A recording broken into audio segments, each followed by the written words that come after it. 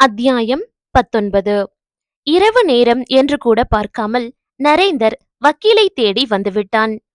வரும் வழியில் சுரேந்தருக்கு அழைத்திருந்தவன் அவனையும் நேராக வக்கீல் வீட்டிற்கு வர சொல்லியிருந்தான். ஏற்கனவே வக்கீலுக்கு அவன் போன் செய்து சொல்லி இருந்ததால் அவரும் விழித்துதான் இருந்தார். இந்த நேரத்துக்கு தொந்தரவு செஞ்சதுக்கு சாரி என நரேந்தர் முதல் வேலையாக மன்னிப்பு கேட்டுக்கொண்டான். சிறிது நேரத்தில் இருவரும் வந்துவிட வக்கீலின் அலுவலக அறையில் வைத்து மூவரும் பேசின. லேப்டாப்பை திறந்து அந்த வீடியோவை ஓடவிட்ட நரேந்தர் பார்கவி கூறிய விஷயத்தை அவர்களுக்கு காண்பித்தான். நல்லா கவனிங்க சார். வீடியோ முதல்ல சுரேந்தர் தனியா இருக்கிறது மட்டும்தான் அவன். சம்யுக்தாவோட அறைக்குள்ள போறது சுரேந்தர் இல்ல. உடை உடல்வாகு எல்லாம் அதேதான். ஒரே சின்ன வித்தியாசம் பாருங்க. சுரேந்தர் தனியா இருக்கும்போது இந்த ஆங்கிள் அவன் பேண்ட் பாக்கெட்ல ஒரு பேனா இருக்கு. அதோட மூடி தெரியுது பாருங்க. ஆனா அடுத்த நிமிஷம் அறை அருகில போறவன் கிட்ட அந்த பேனா இல்ல. அந்த இருவர் சாக்ஸ் கலரும் வேற வேற. சுரேந்தருடையது கருநீலம், ஆனா அவனுடையது கருப்பு. ஒரே ஒரு ஆங்கிள் லைட்டிங்ல தான் அது தெரியுது. அதுவும் நொடி பொழுதுல தெரியுது. முதல்ல இருக்கிறது மட்டும்தான் சுரேந்தர். சம்யுக்தாவோட போறது வேற ஆளு. இவன் போட்டிருந்த அதே உடைகள், இவனை போலவே தோற்றம் உள்ள ஒரு ஆளு. எல்லாம் வச்சு மேட்ச் பண்ணிருக்காங்க. இவன் அடிக்கடி அந்த பொண்ணோட சுத்தினதால உடையெல்லாம் இவனுக்கு நினைவில்ல. அண்ட் இதுல நமக்கு தப்பா உறுத்திய விஷயம் வீடியோ ஆங்கிள் தான். இது சிசிடிவில இருந்து எடுத்தது இல்ல, தனியாக வீடியோ ரெக்கார்ட் செஞ்சது. நரேந்தர் கூறி முடித்து சில நிமிடங்கள் அங்கு பெரும் அமைதிதான் நிலவியது. வக்கீல் சுரேந்தர் இருவருக்குமே அதிர்ச்சிதான். இப்படி ஒரு திருப்பத்தை இருவருமே எதிர்பார்க்கவில்லை. வக்கீலுக்காவது ஏதோ தவறிருக்கு என்ற சந்தேகம் இருந்தது. சுரேந்தருக்கோ அது கூட இருக்கவில்லை. அவனே நம்பாததை அவன் அண்ணன் நம்பி கண்டுபிடித்திருக்கிறான். என்ன சொல்வதென்றே புரியாத அதிர்ச்சியோடு அவன் அமர்ந்து விட்டான். பிரில்லியன் நரேந்தர் என வக்கீல் பாராட்ட, நோ, நான் கண்டுபிடிக்கல வக்கீல் சார். இத கவனிச்சது என் மனைவி. ரொம்ப சின்ன சின்ன வித்தியாசங்கள் அவ கண்ணுல தான் சிக்குச்சு. அவ சொன்னதும் தான் எனக்கும் புரிஞ்சுது. நரேந்தர் கூற்றில் சுரேந்தர் மேலும் அதிர்ந்து போனான். அவன் கண்கள் அவனையும் அறியாமல் லேசாக கலங்கியது. இதெல்லாம் சொல்ல வேண்டாம் நரேன், நான் ஜெயிலுக்கே போறேன், நோ ப்ராப்ளம் என திடீரென சுரேந்தர் கூற மற்ற இருவரும் அவனை புரியாமல் பார்த்தன. என்ன உளற சுரேந்தர் என நரேந்தர் கேட்க, ரொம்ப குற்ற உணர்வா இருக்கு நரேன். நான் பார்கவி வாழ்க்கையை அழிக்க துணிஞ்சவன். அவங்க என்னடானா எனக்கு நல்லது பண்றாங்க. I am feeling very bad man. இதுக்கு பேசாம தண்டனையே அனுபவிச்சிடலான்னு தோணுது. தலையை கைகளால் அழுத்தமாக தாங்கிக் கொண்டு அவன் புலம்ப, அவன் மனம் உணர்ந்து அவனை தோளில் லேசாக தட்டி கொடுத்தான் நரேந்தர். முடிஞ்சத பத்தியெல்லாம் யோசிக்க வேணாம் சுரேந்தர். பார்கவிக்கு செய்ய நினைச்ச பாவத்துக்கு நீ பட்டுக்கிட்டு தான் இருக்க.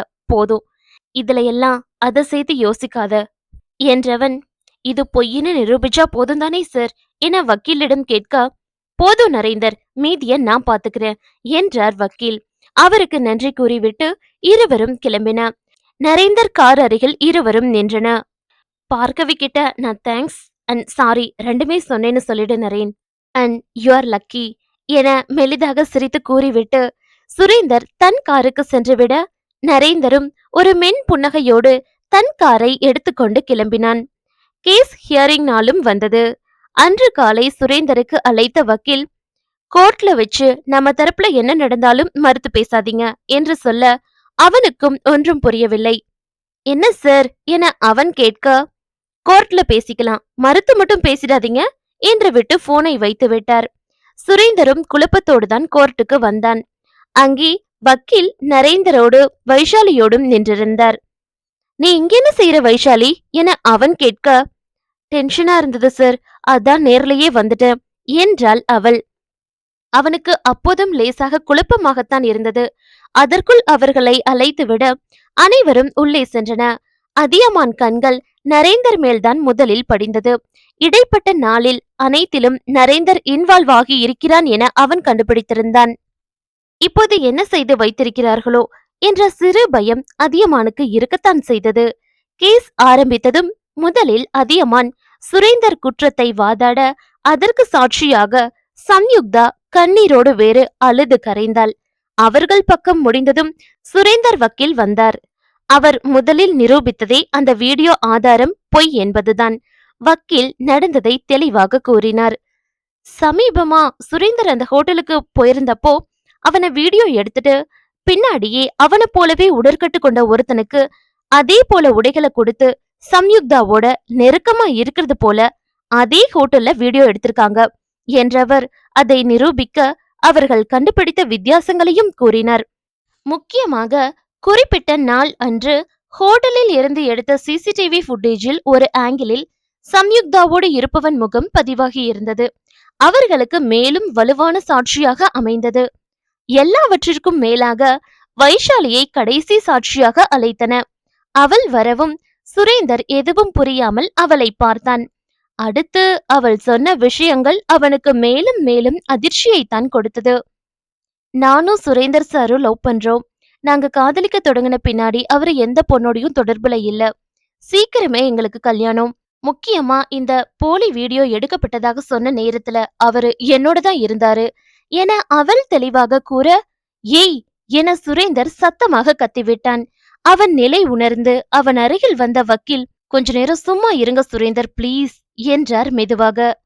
இல்ல சார் அவ என அவன் ஏதோ சொல்ல வர, எதுவா இருந்தாலும் அப்புறம் பேசிக்கலாம், கேஸ் முடியும் போது குழப்பாதீங்க என கூறியவர், சோ சம்யுக்தா சொன்னது பொய்ன்னு நிரூபணம் ஆகிடுச்சு யுவர் ஆனர். வீடியோ பொய்யுங்கும் போது அவங்க சொன்ன எல்லாமே பொய்ன்னு தெரியுது. முக்கியமா அந்த நேரத்துல அவரு வைஷாலியோட இருந்தத அவங்களே சொல்லியிருக்காங்க.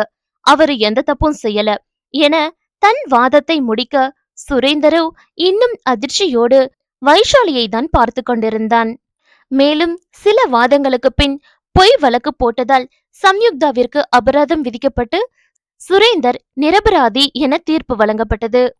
ஆனால் சம்பந்தப்பட்டவனோ அதை கூட ஒழுங்காக கவனிக்காமல் வைஷாலியை தான் பார்த்து கொண்டிருந்தான்.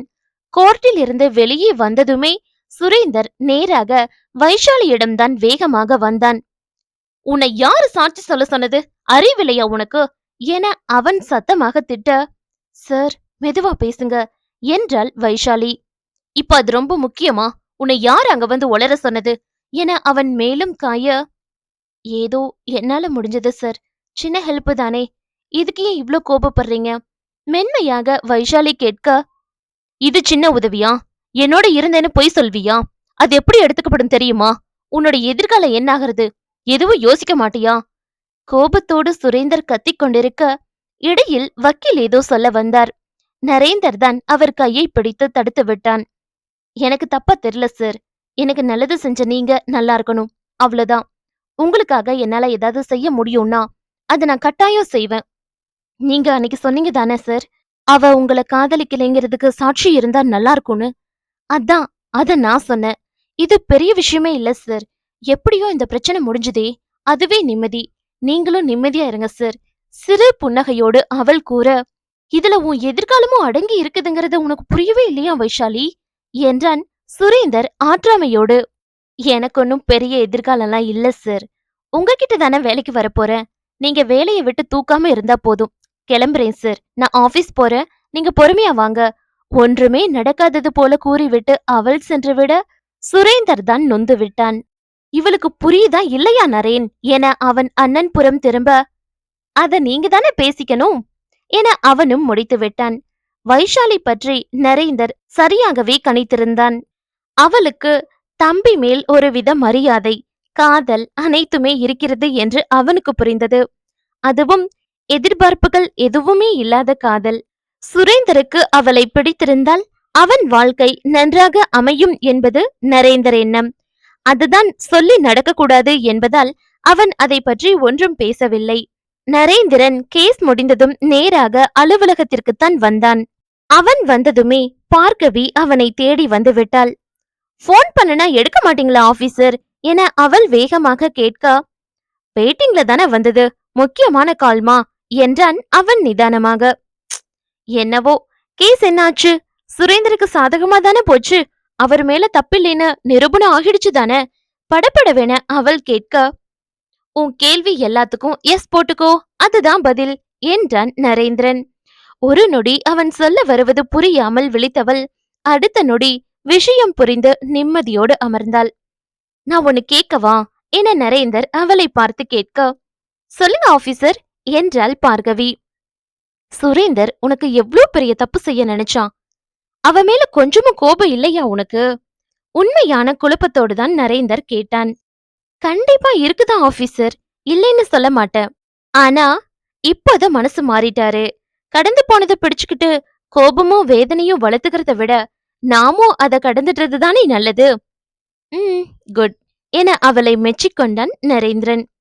நீ ரொம்ப மெச்சூர்ட் பார்கவி என அவன் மேலும் பாராட்ட, ஆமா ஆமா, சில விஷயங்களை ஏத்துக்க இந்த மெச்சூரிட்டி தேவைப்படுதே என்று முனகினாள் பார்கவி. வாட்? அவள் ஏன் முனகுகிறாள் என்று புரியாமல் அவன் கேட்க, ஒன்னும் இல்ல ஆபீசர், வேலைய பாருங்க. நானும் வாங்குற சம்பளத்துக்கு வேலைய பாக்குறேன் என்று விட்டு அவள் எழுந்து சென்று விட, அவள் குரலில் இருந்த வித்தியாசத்தில் லேசாக குழம்பி போனவன் பின் ஒரு தோல் குலுக்கலோடு தன் வேலையை கவனித்தான். அத்தியாயம் 20. ஒரு வழியா எல்லாம் முடிஞ்சுது அண்ணி என பார்கவி கூற, அந்த பக்கம் லைனில் இருந்த அஞ்சனா, சந்தோஷம் பார்கவிமா, எப்படியோ சுரேந்தர் திருந்த இது ஒரு வாய்ப்பு அமைஞ்சிடுச்சு என்றாள். இனி அண்ணாவும் சீக்கிரம் வந்துடுவாரு அண்ணி. பாவம், நீங்களும் குழந்தைய வச்சுக்கிட்டு தனியா இருக்க வேண்டியதா போச்சு. அதெல்லாம் ஒன்னும் இல்லடா, இங்க பக்கத்து வீட்ல இருக்கவங்க ரொம்ப ஹெல்ப்ஃபுல். சொல்ல போனா உன் மருமக பாதி நேரம் அங்கதான் இருக்கா என அஞ்சனா கூற, இருவரும் சிரித்து கொண்டன. போன் பிரச்சனை, சுரேந்தர் கேஸ் என அடுக்கடுக்காய் தொடர்ந்து பிரச்சனைகள் வந்ததில் நரேந்தர் பாண்டிச்சேரி அலுவலக பொறுப்பு முழுவதையும் தீபனை பார்த்து கொள்ள சொல்லியிருந்தான். நரேந்தர் கையெழுத்திட வேண்டிய இடங்களில் கூட தீபன் தான் சைன் பண்ண வேண்டியிருந்தது. நரேந்தர் நிலை முழுதாக தெரிந்ததால் தீபனும் எந்த மறுப்பும் கூறாமல் பொறுப்பை ஏற்றுக்கொண்டு நல்லபடியாக செய்து கொண்டும் இருந்தான். இவர்கள் பேசிக் கொண்டிருக்கும் போதே தீபன் வந்துவிட, அஞ்சனாவும் போனை வைத்துவிட்டு அவனிடம் வந்தாள். பார்கவியா? கேஸ் பத்தி சொல்லிக்கிட்டு இருந்தா. நரேந்தரும் என்கிட்ட இப்போதான் சொன்னாரு என்றான் தீபன். ஃப்ரெஷ் ஆகிட்டு வாங்க என்று விட்டு அஞ்சனா சென்று விட, தீபனும் சென்று ஃப்ரெஷ் ஆகி வந்தான். குழந்தை உறங்கிக் கொண்டிருந்ததால் அவன் ஹாலில் வந்து அமர்ந்து விட, அவனுக்கு காஃபியும் ஒரு தட்டில் பழங்களும் வைத்து எடுத்துக்கொண்டு வந்து கொடுத்தாள் அஞ்சனா. தட்டை வைத்துவிட்டு நகர போனவளை பிடித்து அருகில் அமர வைத்துக் கொண்டான் தீபன். வெட்டி வைக்கப்பட்டிருந்த பல துண்டுகளை அவளுக்கும் அவன் ஊட்ட, நான் சாப்பிட்டுட்டனே என முதலில் மறுத்தாள் அஞ்சனா.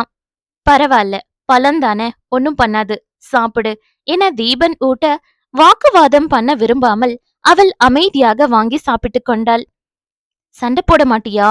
அவன் கேள்வியில் அவள் புரியாமல் அவனை பார்க்க, ஏதாவது சண்டையாவது போடுடி, எப்போதும் பேசுறத ஒரு வரையில நிறுத்திட வேண்டியது. வேணும்னா 4 அடி கூட அடி, இல்லைனா கடிச்சு கூட வை, நான் ஒன்னும் சொல்ல மாட்டேன் என அவன் கையை நீட்ட, அவன் பேசிய லட்சணத்தில் அவள் தன்னை அறியாமல் சிரித்து விட்டாள். அதை பார்த்து தானும் சிரித்து கொண்டவன், பொண்டாட்டிய சிரிக்க வைக்கிறது எப்படின்னு ஒரு புக் எழுத போறேன் அஞ்சுமா என கூற, பேசாம போங்க என்று விட்டு அவள் எழுந்து சென்று விட்டாள். எப்படியும் மனைவி தன்னை உடனடியாக மன்னிக்கப் போவதில்லை என அவனுக்கு தெரிந்துவிட்டது. அதற்காக அவளை போட்டு தொந்தரவு செய்யாமல் தன்னால் முடிந்தவரை அவளை மகிழ்ச்சியாக வைத்துக் கொண்டான் தீபன். ஒரு வாரமாக சுரேந்தர் வைஷாலியை தான் கவனித்துக் கொண்டிருந்தான். அன்று அவனுக்காக சாட்சி சொல்லிவிட்டு வந்த பின் அவள் அதை ஒரு விஷயமாக மதித்ததாகவே தெரியவில்லை. வெகு சாதாரணமாக சுற்றி கொண்டிருந்தாள். எத்தனை பெரிய விஷயத்தை செய்துவிட்டு எப்படி இவளால் இப்படி ஒன்றுமே நடக்காதது போல இருக்க முடிகிறது என்று யோசித்து யோசித்தே சுரேந்தர் குழம்பி போனான். குழப்பத்தில் ஆரம்பித்த அவன் தேடல் மெதுமெதுவாக குழப்பத்தை தாண்டி ஆச்சரிய பார்வையாக மாறி கடைசியில் காதல் பார்வையில் வந்து நின்றது.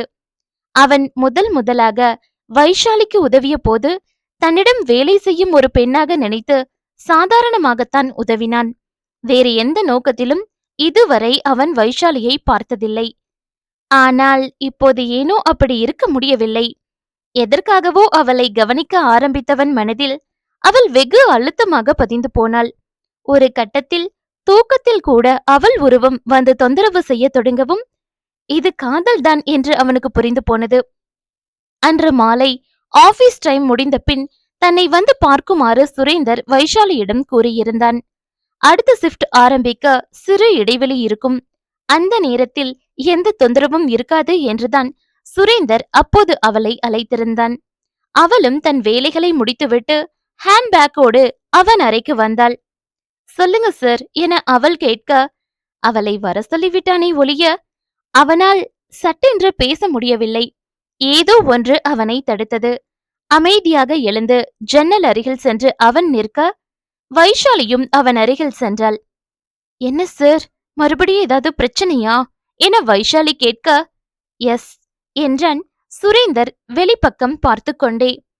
என்ன ப்ராப்ளம் சார், நான் ஏதாவது செய்யணுமா வைஷாலி மென்மையாக கேட்க, ம் என கூறிக்கொண்டே திரும்பியவன் இப்போது நேராக அவள் கண்களை பார்த்தான்.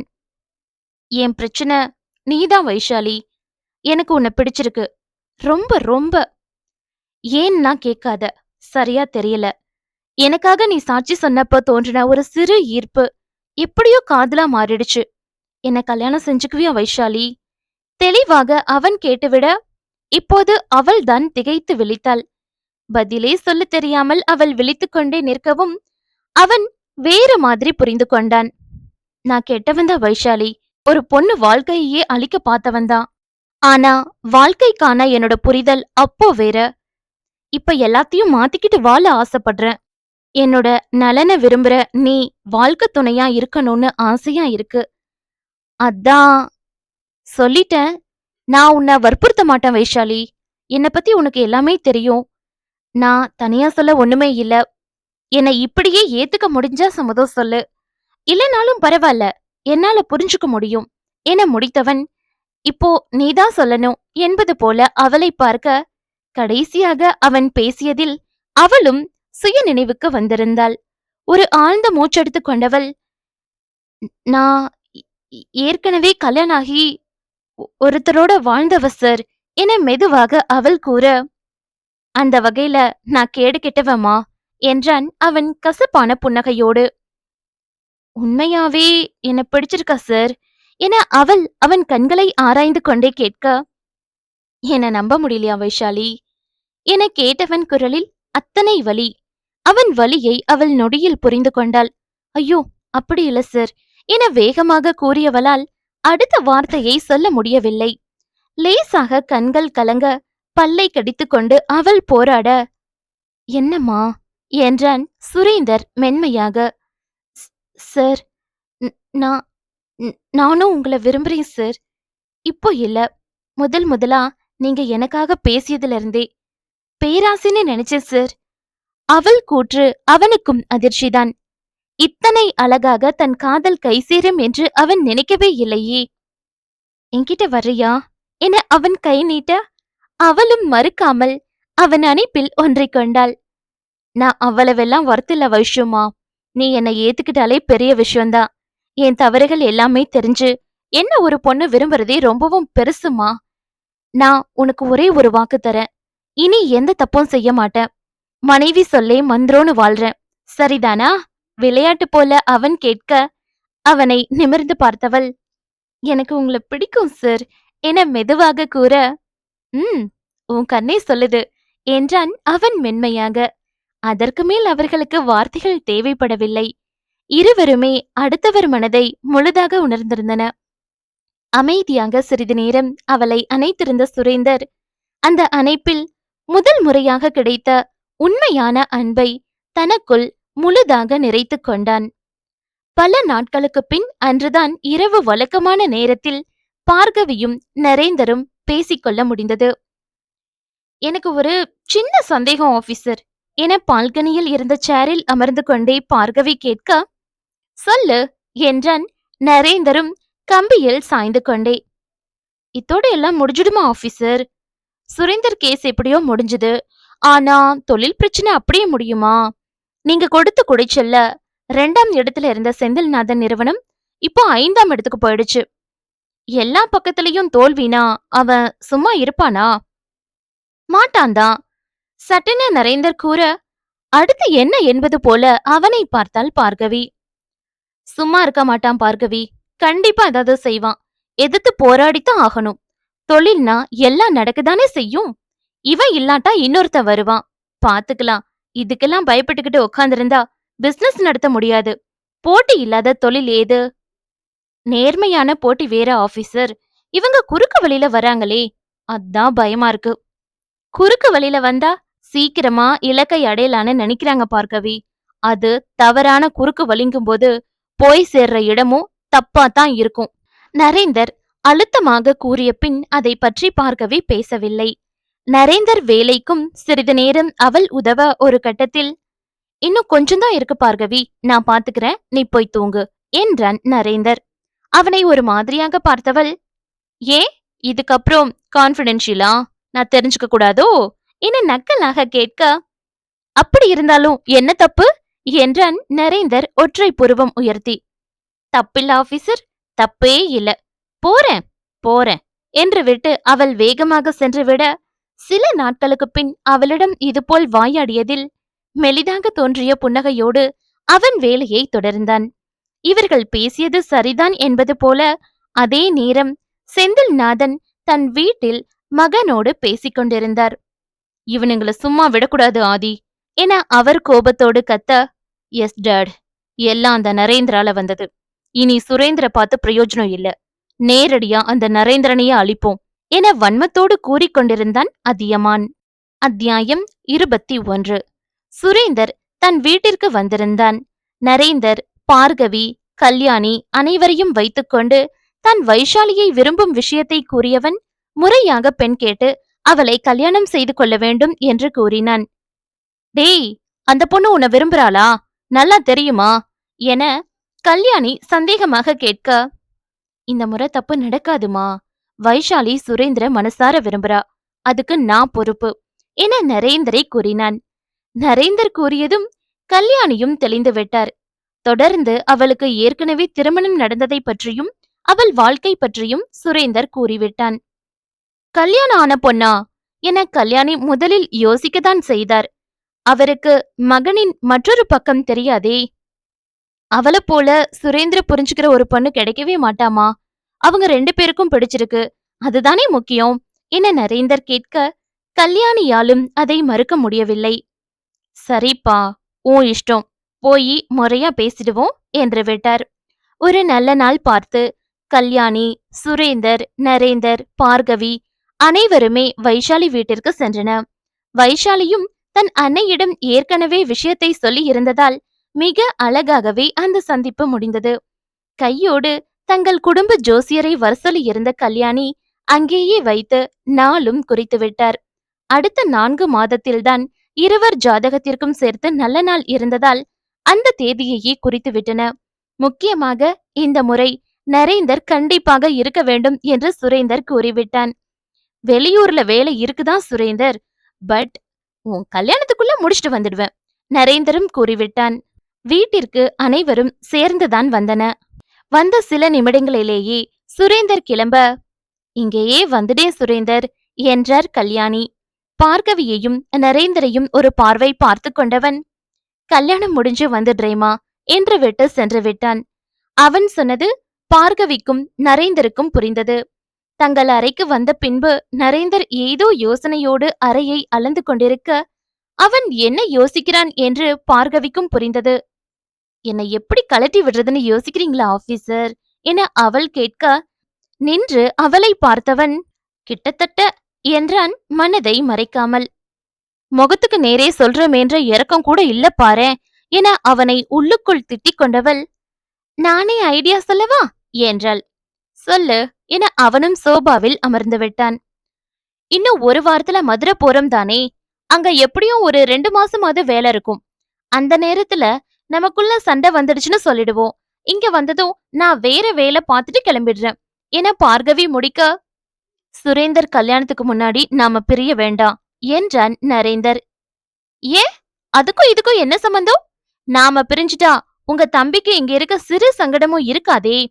புரியாமல் தான் பார்கவி கேட்டாள். இருக்காதுதான், பட் தேவையில்லாத குழப்பங்கள் வரும். அவன் கல்யாணத்துல எந்த குழப்பமும் வேண்டாம். அதுவும் சரிதான். அப்போ அவர் கல்யாணம் முடிஞ்சதும் இதே காரணத்தை சொல்லுவோம் என பார்கவி முடிக்க, இது ஓகே என்ற நரேந்திரனின் முகம் இன்னமும் முழுதாக தெளியவில்லை. என்ன யோசனை ஆபீசர், எல்லாரையும் நம்ப வைக்க ஏதாவது டிராமா போடணுமா? கை நீட்டிட மாட்டீங்களே என அவள் கன்னத்தை மறைத்துக் கொள்ள, ஒளராத பார்கவி என்றான் நரேந்திரன் சிறு கடுப்போடு. அவன் ஏதோ சீரியஸாக யோசிக்கிறான் என்று புரிந்து அவளும் அமைதியாகி விட்டாள். எங்க வேலைக்கு போவ? நான் அரேஞ்ச் பண்றேன். வேற கம்பெனி எல்லாம் வேண்டாம். நம்ம கம்பெனிலேயே ஜஸ்ட் வேற பிரான்ச் போய்க்கிறியா? திடீரென நரேந்தர் இப்படி கேட்டதும் அவளுக்கு ஆச்சரியமாகத்தான் இருந்தது. தன்னை பற்றிதான் யோசித்திருக்கிறான் என்பதே அவளுக்கு ஆச்சரியம்தான். இல்ல ஆபீசர், அது சரி வராது. நிறைய கேள்விகள் வரும். வேணும்னா நீங்களே உங்களுக்கு நல்லா தெரிஞ்ச ஏதோ ஒரு கம்பெனில ரெக்கமெண்ட் பண்ணுங்க. எவ்வளவோ உதவி பண்ணிட்டீங்க, இதையும் பண்ண மாட்டீங்களா என்ன? I will do. அவள் அத்தனை தூரம் பேசியதற்கு சுலபமாகவே முடித்து விட்டான். ஒரு பெருமூச்சோடு எழுந்து விட்டான். நான் ஆபீஸ் போறேன் பார்கவி, நீ லீவு தானே, ரெஸ்டடு என்றவன் கிளம்பி சென்றும் விட்டான். அவன் அறையை விட்டு சென்ற பின் அத்தனை நேரம் அவள் போராடி கட்டுப்படுத்தி வைத்திருந்த கண்ணீர் மெதுவாக அவள் கண்களை விட்டு எட்டி பார்த்தது. கணவன் சென்ற திசையை பார்த்து கொண்டிருந்தவள், ஐ லவ் யூ ஆபீசர். காலம் முழுக்க என் மனசோட மறிச்சு போக போற காதல். ஆனாலும் காதல் தான என தனக்குள்ளேயே கூறிக்கொண்டாள். ஒரு வாரத்தில் நரேந்தர் கம்பெனியில் இருந்து ஒரு டீமே மதுரை கிளம்பியது. அனைவரும் தங்க நரேந்தர் ஒரு ஹோட்டலில் ரூம் ஏற்பாடு செய்திருந்தான். பார்கவியை மட்டும் சொந்தக்காரங்க வீட்டில் தங்குவதாக சொல்லிக்கொள் என்று சொல்லிவிட்டான். நானும் அவங்களுடனே இருக்கிறனே ஆபீசர் என பார்கவி கூறிய போது, இல்ல, நாம பாட்டி வீட்ல இருக்க போறோம் என்றான் நரேந்திரன் முடிவாக. அப்போதும் அவள் விடாமல், நான் எதுக்கு ஆபீசர்? தேவையில்லாத கேள்விக்கு நீங்க தான் பதில் சொல்ல வேண்டியிருக்கும் என கூற, சொல்லிதான் ஆகணும் பார்கவி. வேற யார் மூலியமாவது விஷயம் தெரிஞ்சா பாட்டி ரொம்ப வருத்தப்படுவாங்க.